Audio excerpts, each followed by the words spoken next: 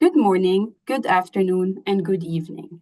It is with great pleasure that I welcome you all today here for the webinar on multispectral optoacoustic tomography in lower extremity revascularization.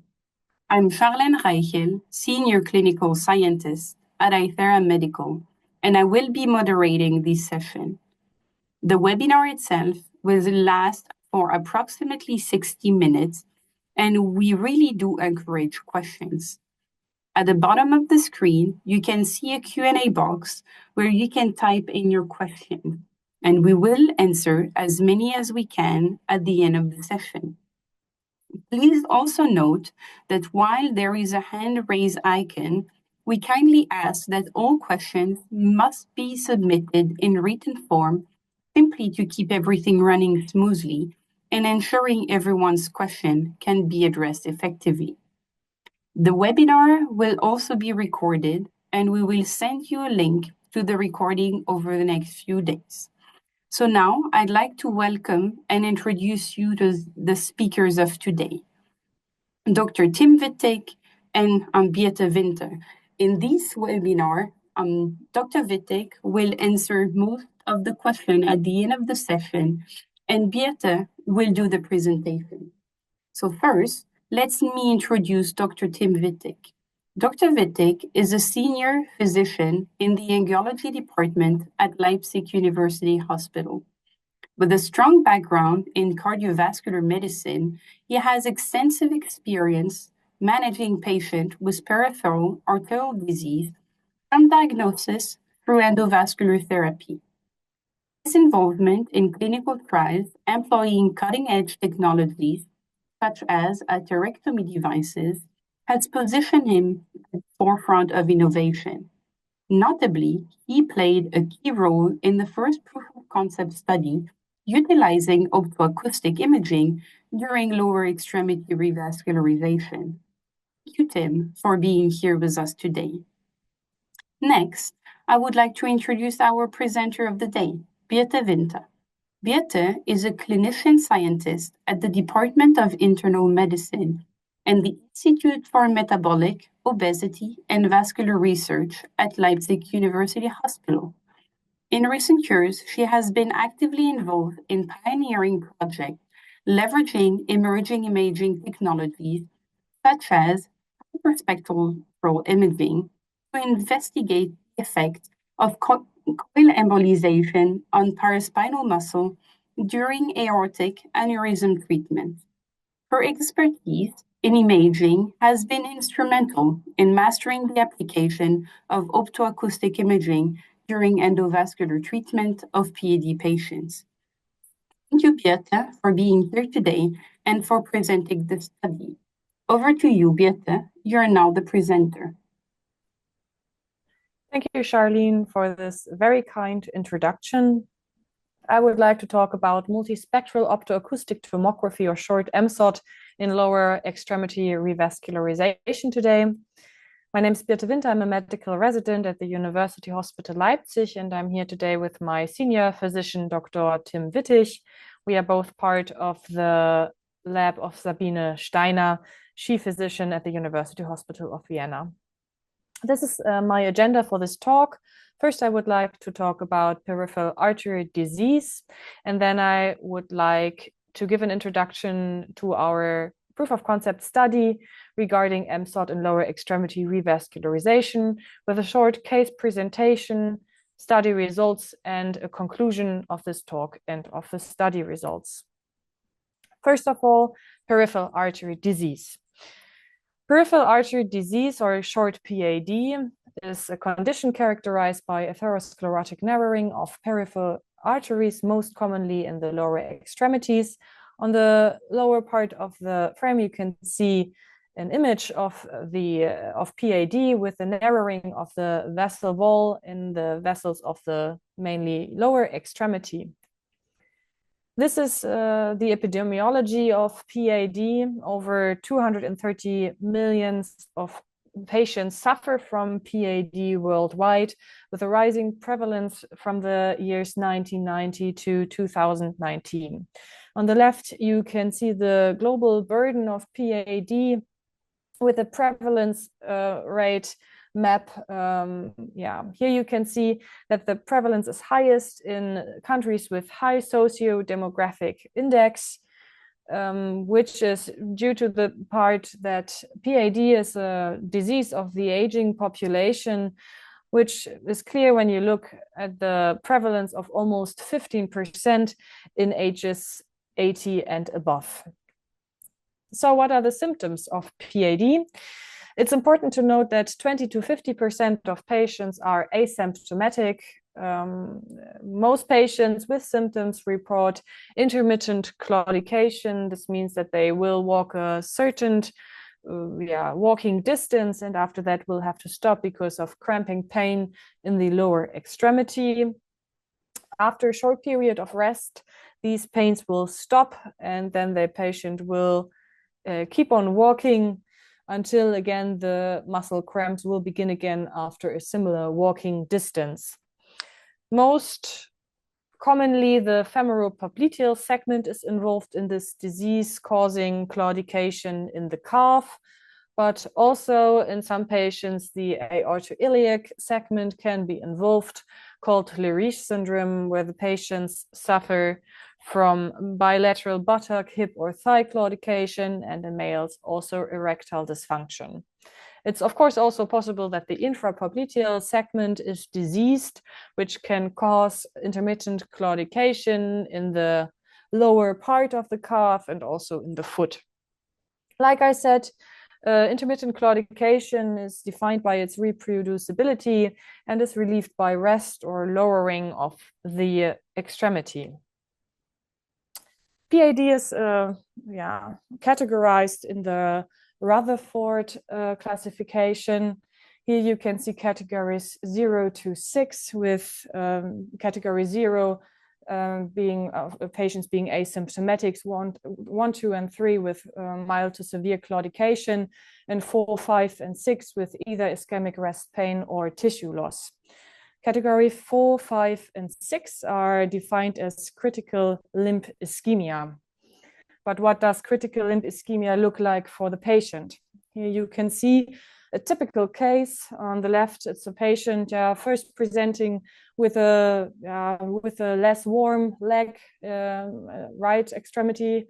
You can see it's bluish in color. Maybe the patient also suffers from some deficit in motor skills or sensibility. And these patients can develop arterial wounds, which are seen here on the right side in its typical presentation with dry necrosis. The necrosis is black. You can see that this is a wound that's probably existed for longer than 2 weeks. Also, the patient probably suffers from some pain. So these patients often have a very high morbidity and mortality, with the amputation-free survival rate of only 45% at 1 year, which shows how important it is to treat and diagnose these patients early on so that it does not come to the most severe presentation of PAD, the critical limb ischemia. What is the etiology of PAD? Like I said at the beginning, PAD is caused by atherosclerosis, which is defined as a narrowing of the arterial lumen by plaque. The plaque usually consists of fats, cholesterol, fibrin. Also, of course, calcium is a strong contender for plaque building. This leads to an insufficient tissue perfusion, mainly in the lower extremity. And this then leads to skeletal muscle mitochondrial dysfunction, oxidative stress, and endothelial dysfunction, and ischemia reperfusion injury. What are the risk factors for PAD? I think it's very important to note that in a study in the year 2019, Kim et al. Identified that 70% of the global peripheral artery disease burden was caused by modifiable risk factors. These are mainly smoking, high cholesterol, high blood pressure, diabetes, obesity, and positive family history. So I think this presents well why our first treatment is always the best medical treatment, a conservative treatment where we try to just get the patient to first stop smoking, of course, and then to do best medical treatment of the high cholesterol, the high blood pressure, and the diabetes, for better outcomes. What methods or what tools do we have for diagnosing PAD?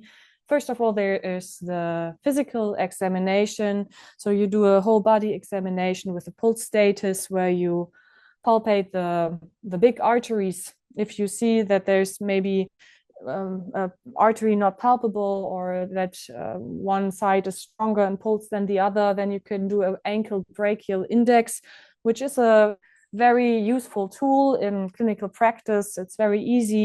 You just measure the blood pressure in the extremities, and then you get a good indication whether the patient might suffer from peripheral artery disease. However, it is important to note that the ankle brachial index is not free from error, especially in patients suffering from diabetes. These patients often have calcification in the vessel wall, which causes the ABI to be falsely high. And also, of course, like everything, it's dependent on the examiner. So what do? We do imaging. So for the microcirculatory system, we have good tools for imaging. First line is always duplex ultrasound. It's quick, relatively quick. It's cheap, and it's very accessible. For arteries that cannot be evaluated by duplex ultrasound, for example, in the aortoiliac segment in patients suffering from obesity, or similar cases, CTA or MRA might be indicated. However, this is not our standard in clinical practice. As the gold standard stands the angiography, which is an invasive imaging method, which, like I said, is the gold standard for vessel presentation. Next, we also have to look at the microcirculatory system, and this it's a little bit more difficult. It's less standardized. We do have the transcutaneous oximetry and skin perfusion pressure. However, it is of note that these methods or imaging tools only measure the tissue perfusion up to a few millimeters in depth, and are, like I said, not very well standardized. In our clinical routine, these measurements only help or only are performed in patients with chronic wounds, not as clinical routine practice. There's also new imaging modalities like near-infrared spectroscopy or hyperspectral imaging, which show promising results, but are also not well standardized yet and only have a penetration depth of a few centimeters. So we can definitely improve on diagnostic tools in the microcirculatory spectrum, and this is where the optoacoustic imaging comes in. So what is MSOT? It's, like I said, a multispectral optoacoustic tomography. It's a non-invasive radiation-free imaging modality with a penetration depth of up to 4 centimeters. It works with the pulsed laser light in combination with ultrasound B mode and offers a real-time visualization of endogenous absorbers, for example, oxygenated and deoxygenated hemoglobin. Here, short show of how MSOT works. So we have the laser that is put on the tissue, where it leads to an increase in energy in the tissue. Therefore, the tissue expands, and pulses are generated, which are then picked up by the MSOT system and used for image reconstruction. And after spectral unmixing, these measurements can be taken to gain access on, for example, tissue perfusion. They do that by quantifying the chromophores and their distribution. Like I said, oxygenated and deoxygenated hemoglobin are part of the chromophores analyzed. So, like I said, we have a need for diagnostic tools in the microcirculatory space in PAD diagnostics. This is why at our center a study was initiated to evaluate the feasibility of MSOT in lower extremity revascularization. as a perioperative perfusion assessment tool. What previous studies have shown is that MSOT is able to correlate decreases in oxygenated and oxygenated hemoglobin with decreases in ABI. It was able to distinguish between healthy volunteers and patients with intermittent claudication, assess muscle degeneration, and quantify changes in perfusion after endovascular lower extremity revascularization.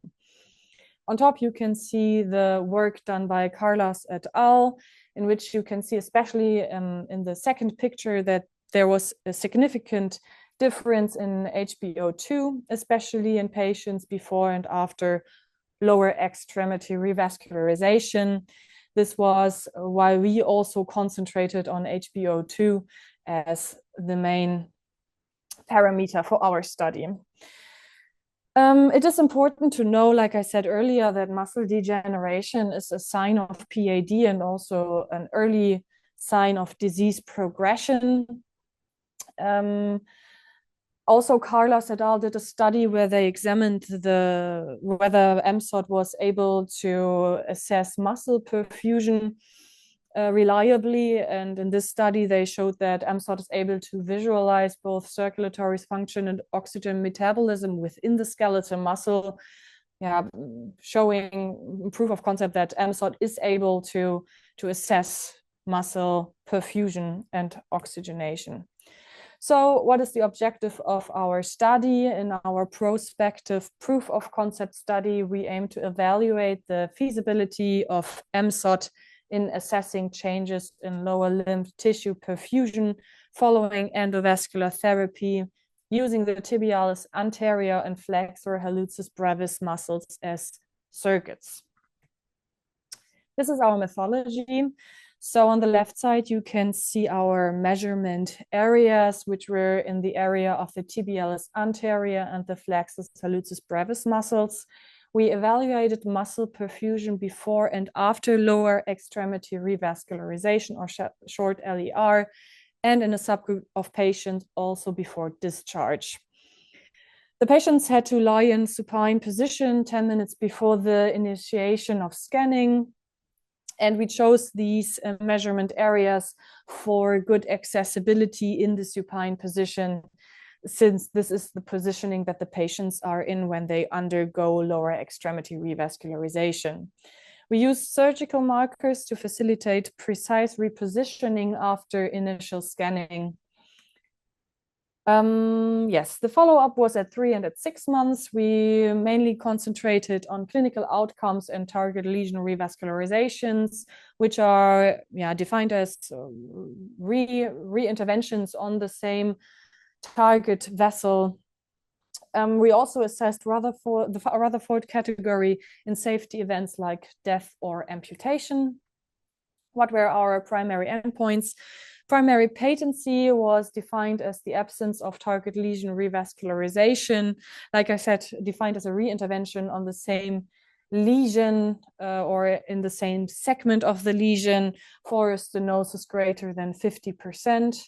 And also primary patency was defined as the absence of binary restenosis as found in duplex sonography controls later on. Technical success was defined as a residual stenosis under 50% after intervention without device malfunction, and procedural success was defined as technical success without procedural complications like death, major limb amputation, thrombosis, or target lesion revascularization prior to discharge. This is our study population. Overall, 26 patients were included. Inclusion criteria consisted of subaortic lesions with the Rutherford category 2 to 5. On the right-hand side, you can see the characteristics of our study population. Overall, I would say it's a typical PAD study cohort with a high prevalence of risk factors like hyperlipidemia and hypertension. Also, over 90%, over 95% of patients were current or former smokers. It is of note that also 92% of patients underwent previous revascularization, which stresses the complexity of the patient cohort, as well as the fact that we included over 30% Rutherford classification 4 and 5. So this is our critical limb ischemia cohort. Here are the lesion and procedural characteristics of the patients that underwent lower extremity revascularization. Here you can see that mainly lesions of the femoral popliteal segment were treated with over 80%. Like I said, that's also the most common vessel segment that is affected by PAD. We used drug-coated balloon angioplasty in over 80%, which makes sense when you look at the current guidelines, which suggest drug-coated balloon angioplasty for these lesions. And we had a 100% procedural and technical success rate in our patient cohort. For better understanding of our study, I would like to present a short case in which we see a typical patient undergoing lower extremity revascularization and MSOT measurements peri-interventionally. This patient is a 60-year-old male with atherosclerosis, mainly in form of peripheral artery disease in Rutherford classification 3 in the right limb, but also in the left internal carotid artery. He had present risk factors. He had hypertension, hyperlipidemia, and he was a current smoker with 85 pack years. For context, 1 pack year is defined as 1 pack of cigarettes, so 20 cigarettes per day over 1 year. So this is a substantial amount of cigarettes that the patient had smoked in previous years. He underwent ultrasound. Here you could see that there was an instant occlusion of the right superficial femoral artery. So, like I said, a typical patient for our study cohort with risk factors and also re-interventions before this on the same vessel. After initial assessment, we brought the patient to our cath lab, so where the revascularization takes place. Here you can see our system, which is the Philips Allura system, with a C-arm on the left side, which we use for fluoroscopic imaging with X-rays. And you can see the table on which the patient is positioned for the examination. Like I said, the gold standard for vessel assessment is the angiography. So of course, this is what we do first on the in the cath lab. You can see that on the left side, there's the vessels of the lower limb with the femoral artery and the upper leg going into the popliteal artery and then dividing into the tibial arteries and the peroneal artery in the crural area. So usually we would do local anesthesia over the groin and then puncture the vessel system with a needle and then use different guide wires and sheaths to first perform the angiography, which is done with X-ray, fluoroscopy, and usually iodinated contrast agent. On the right side, you can see an example of a patient undergoing angiography. This is not the patient that we are presenting right now, just for better visualization. This, however, is the angiography of our patient. You can see that there's a red mark, which is where the superficial femoral artery is supposed to be. It is not there, it's not patent. We can see, however, that there's the profound femoral artery, which is supplying the leg with blood over collaterals. However, the patient is suffering from symptoms, so we would like to reopen this artery. How did we do this? First of all, we did a rotational thrombectomy, which is, you can imagine, like a drill in the vessel system, which then removes the plug and reopens the vessel lumen. Afterwards, we did angioplasty with a drug-coated balloon, which you can see on the left side. And then we also implanted a stent, since the previously implanted stents had some defaults. On the right-hand side, you can see the inflation of the balloon with the stent around it. So the stent implantation is in progress here. This is the angiography after lower extremity revascularization. I think you can see that it's a nice result. The superficial femoral artery is patent again. And overall, this was a good technical success in this intervention. These are the MSOT measurements from this patient. You can see, like we would expect, we reopened the occluded vessel. The perfusion was nice in the angiography, and the MSOT measurements also show the same results. So we see the HbO2 signal over all three imaging areas. So the proximal and medial part of the tibialis anterior muscle and the flexor hallucis brevis muscle. So after we now looked at a typical case presentation of this patient, I would like to now present our study results. Overall, we saw that there was a significant statistical difference in HbO2 signals between or before and after lower extremity revascularization over all three measurement areas.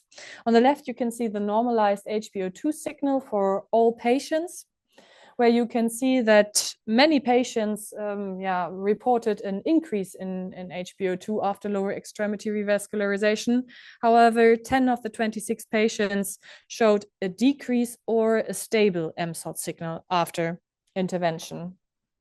In the subgroup that was also analyzed before discharge, we could see that the trends in HbO2, whether it's an increase or decrease, usually persisted until discharge, which is usually in our patient cohort only about 24 to 48 hours after the initial intervention. This is the data from our follow-up. So at the 3-month follow-up, we had a follow-up rate of 100%. At the 6-month follow-up, we had a follow-up rate of 84.6%, with one patient dead due to non-procedure related causes and 3 patients being lost to follow-up.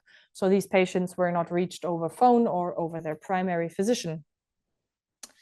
Of the 10 patients with a decreased or stable MSOT signal, we could see that 2 patients required target lesion revascularization within the 6 months, and 8 patients were free from target lesion revascularization or restenosis.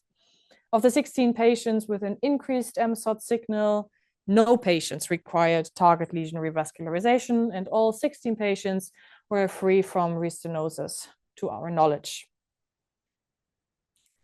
But what about the patients that showed the decrease in MSOT signal but did not require target lesion revascularization?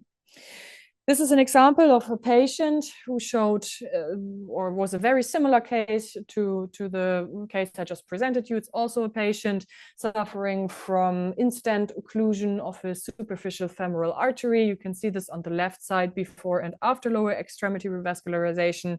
Beforehand, the vessel is occluded, and then the vessel is patent again. So also a nice procedural or a nice technical success in this case. And also in the lower extremity in the crural area, you can see on the right side that the vessels are all nice and patent. However, when you take a closer look at this patient, here you can see the decreases in MSOT signals after revascularization. On the right, you can see the angiography of the lower leg, which is farther down than the initial picture I showed you. Here you can see 2 vessels patent. I said at the beginning, usually we have 3 vessels patent at the in the crural area. So in this patient, the anterior tibial artery was not patent after intervention, which is usually not a problem. 2 vessels are fine for lower leg perfusion. So this is not a treatment indication just because the vessel is occluded to reopen it again. But what effect can this have on MSOT measurements? So we see on the left side in green marked is the anterior tibial artery, and there are also the muscles shown of the lower leg, and it is true that the muscles that we chose for measuring are all provided by the anterior tibial artery.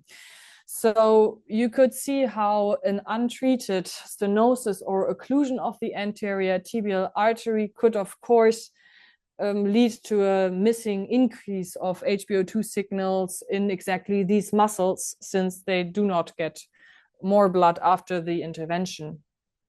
In the group that showed no increase in MSOT signals after intervention, 6 out of 10 patients showed an untreated occlusion or stenosis of the anterior tibial artery.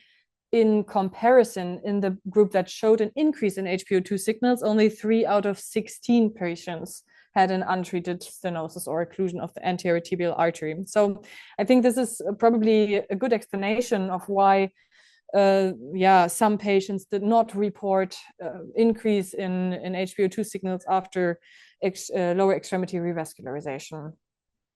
Other reasons might also include slow flow phenomena. So after you go into the vessel with wires and different devices, of course, the vessel can react with spasm and slow flow. And also in some cases, microembolism is possible. So out of the plug, maybe something set free, traveled further down the vascular system and reoccluded new arteries. However, usually these microembolisms are very small and do not require any further treatment other than blood thinners, due to the fact that they're also most of the time not symptomatic. But of course, both slow flow phenomena and microembolisms might explain why some patients did not report an increase in HbO2 signals. So what is the conclusion of this talk and of our proof of concept study? In our study, MSOT demonstrated its sensitivity to changes in tissue perfusion following endovascular therapy of the lower limb. We could see a 4-fold increase in HbO2 signals immediately after lower extremity revascularization over all measurement regions. And also there was a strong positive correlation between the measurements directly after lower extremity revascularization and before discharge regarding the HbO2 values. What does this mean for clinical practice? So MSOT might be a good addition to improve intraoperative decision-making by allowing a quantitative evaluation of restored blood flow. What does it mean? So in endovascular therapy, we do the angio at the end, we only get information on the macrovascular system, not on the microvascular system. Sometimes it might be that the result that is to be achieved, so an improvement in the tissue perfusion, is already achieved by treatment. So it might shorten procedure durations when you have a tool to assess the tissue perfusion directly, and therefore might also decrease the risk of complications. It might also reduce short-term readmissions by making sure that the treatment goal is achieved in the intervention itself. By that, overall, it might minimize exposure to radiation for the patient, and furthermore, very importantly, also for the interventionalist, and also minimize the exposure to contrast agents for the patient. In some cases, the vessel system can also react with dissection. So you can imagine that when you go into the vascular system with wires, that there can be injury to the vessel wall, like I said, called vessel dissection. MSOT might also help in the quantification of the severity of the vessel dissection. Since not all dissections are relevant to blood flow, not all of them need to be treated, but some do limit the blood flow and therefore need a bailout stenting, so stenting to readapt the vascular wall to the vessel itself. MSOT in these cases might also help the operator in the decision process of whether bailout stenting is necessary based on the fact whether tissue perfusion is affected or not. And also, especially in patients with critical limb ischemia, the tissue perfusion is the most important factor for healing of wounds. So in these patients, it's also good to ensure adequate perfusion for wound healing, and MSOT might be a good tool for achieving exactly that.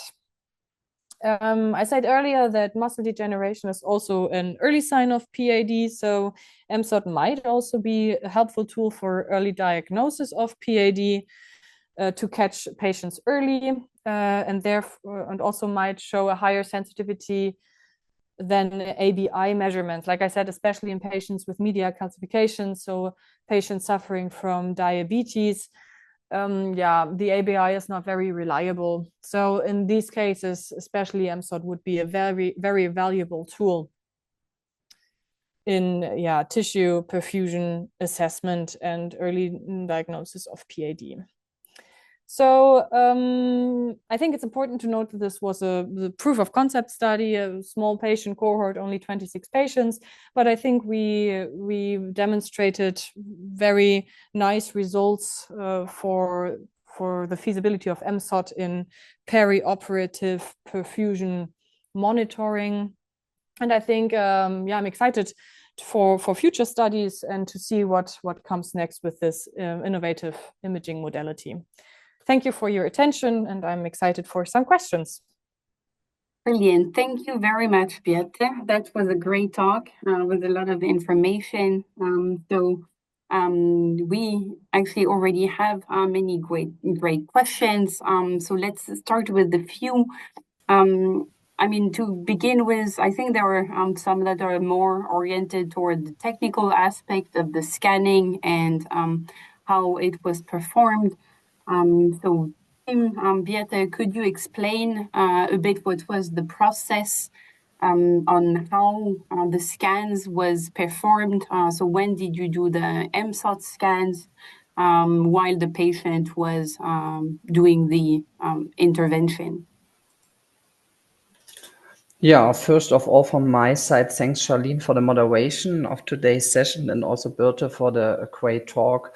I think the question was now when we do the scans first. So we do that routinely in our daily program in the cath lab. The patient was lying down for 10 minutes for resting time. And then, we do the scans first, and then we make the transfer to the angio suite table to do the intervention. And after we finished the procedure and we're happy with the result, we take the patients back in the patient bed, and then we do the second scans, and maybe at the next day for discharge, the third screening point. Yeah, that was the idea of our proof of concept study, in my opinion.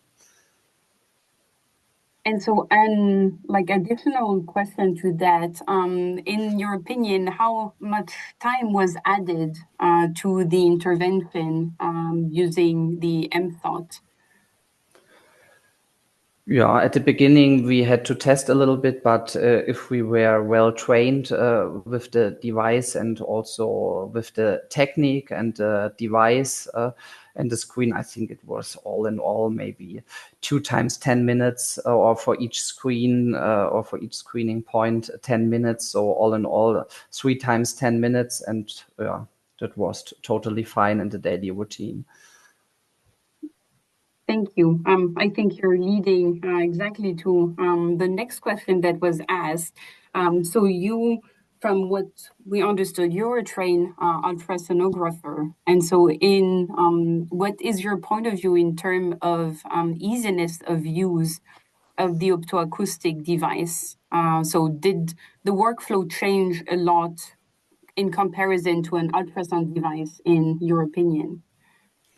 Yeah, of course, for us as angiologists, duplex ultrasound is really, really an important tool for diagnosis and also for test our results. So in my opinion, the MSOT probe is larger than the normal ultrasound probes in daily use, but nevertheless, it can be used without any problems, and a device is characterized by a good image quality, which is, in my opinion, essential for a good diagnostics. And maybe with regard to the time aspect, which you are mentioned before, the laser still needed a certain lead time at the time of our study to reach the best possible operating temperature. But modern ultrasound device don't need this. But at the end, that was not a relevant disadvantage, in my opinion. Thank you. Next question was, you explained that the scanning was done before and after revascularization. Would you see the need to integrate such measurements during the intervention as part of the clinical routine? Yeah, that's an interesting question, but in my opinion, not at the current time, because there are several reasons for this. On the one hand, we have to leave the high laser protection class in order to reduce the logistical requirements. And on the other hand, there's currently a lack of clear cut-off values that reliably classify the success of the treatment. So this requires further clinical research, what also Birte mentioned in her talk, so which is already being carried out also by our esteemed colleagues in Graz. So it's really interesting what the future what the future brings up to us. Yes, indeed, that's a great answer. So you presented data on the change in oxygenated hemoglobin before and after revascularization. During your study, did you look at other parameters like deoxygenated hemoglobin? Yeah, that's also a big or important effect, in my opinion. So taking into account other MSOT studies, maybe like what has been done in the group in Erlangen, we looked at different parameters in Leipzig, like the oxygenated hemoglobin and oxygen saturation. But in my opinion, the oxygenated hemoglobin was the strongest parameter in our study. And therefore, we decided to present our results this way, also because we think that oxygenated hemoglobin is simply the best parameter for measuring the peripheral blood flow situation, especially as a potential predictor of wound healing, what is really, really interesting for me in that case here. I think then I'm going to go with a question that is like targeting wound healing. So could you elaborate on why you think the technology could be used to ensure wound healing? I think standards now are looking only at the skin. Why do you think that muscle could provide valuable information? Yeah, in my opinion, Birte mentioned an important fact. So due to the good penetration depth of the device, so the measurements provides a good local indication of the perfusion situation. For example, also tissue, muscle. At the end, in my opinion, it's not the main important fact. The important fact is if blood is there in the region. So this is crucial for the wound healing of our patients. So cut-off values determined in the future could be very helpful in better narrowing down the chances of wound healing, and maybe it would help us to decide whether further endovascular therapy is necessary or not. This has also an economic implications, as well as avoiding unnecessary interventions for the patients as well as for the operators. Thank you. And the next question is about the surrogates that you use as muscle. So you're using the tibialis anterior and the flexor hallucis brevis. Do you think it would be useful to include more muscles as surrogate? And if so, which one? Yeah, as part of the endovascular therapy, we used normally the so-called angiosome or wundosome concept for wound patients, where we want to see a clear inflow of blood into the necessary treatment area or wound region in order to expect a good wound healing. So with reference to this and taking our study results into account, it would certainly be helpful to establish further measurement areas in the area of the distal, maybe, for example, of the distal posterior tibial artery or the other end parts of the forefoot. But yeah, at the end, it's the easiest way to screen with duplex ultrasound the area of the tibialis anterior because it's not so deep and yeah, it's easy to scan. Yeah, that was the reason I think so that we take a first look into that region in this proof of concept study. Thank you, Tim. And then there is a question more about the two categories of patient that you saw. So seeing that some of the MSOT non-responders suffered from target lesion revascularization, do you think you would have changed the first endovascular therapy if you would have taken into account the optoacoustic data? Yeah, that's an important question also. But here, like we demonstrated, technical and procedural success was assessed as 100% angiographically in all included study patients. So, therefore, in the current case or situation, the measurement would not have changed the further therapy. And as Birte has already explained, there are some assumptions as to why some of the patients in this study were stable or even showed maybe a reduced measurement post-interventionally. So in my opinion, a larger follow-up study is necessary for a better understanding, and then MSOT could really be a big tool in our daily business, yeah, if we have this cutoff values and also better understanding. And actually, regarding the follow-up that you said, so in your study, you only did a 3 and 6 months follow-up. So in terms of current PAD studies, to which extent would you increase the follow-up to, see either better results or change how you could decide? Yeah, it's a question of the sample size and also of the study design, if I understand you right. But at the end, normally a 2 years follow-up would be great. Yeah, but it's in that condition here not so easy because we have to see the patients again in person, also to do some scans with the MSOT device. But up to 2 years should be possible. Up to 3, 4, or 5 years normally. Also in the bigger studies, a telephone call is the way to go here. Yeah. So, but up to 2 years, yeah, for a follow-up study could be more interesting. Yeah, also to see maybe which changes we have in the duplex ultrasound, and is there a good comparison possible with MSOT findings, and so could maybe also help to understand the findings much more in detail and at the end better. Okay, great. And I think I only saw one last question that I was asking about clarification. So you were talking about quantifying the severity of vessel dissection. How do you think you could use MSOT to do that?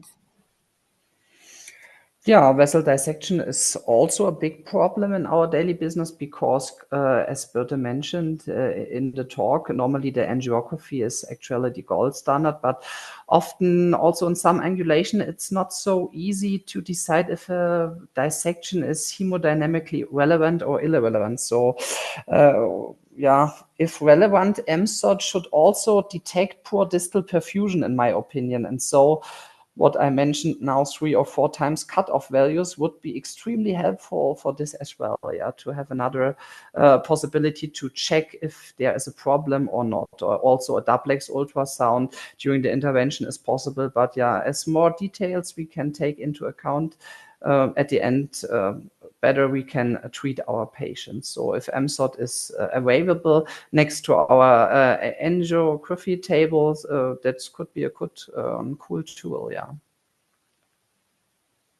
Great. Thank you again, Kim and Birte. We appreciate the great talk and the great conversation answering all of these questions. We will be in touch over the next few days with the recording. And thank you all very much for your time today. Goodbye. Thank you very much, Charlene, again for the moderation. See you. Thank you. Bye.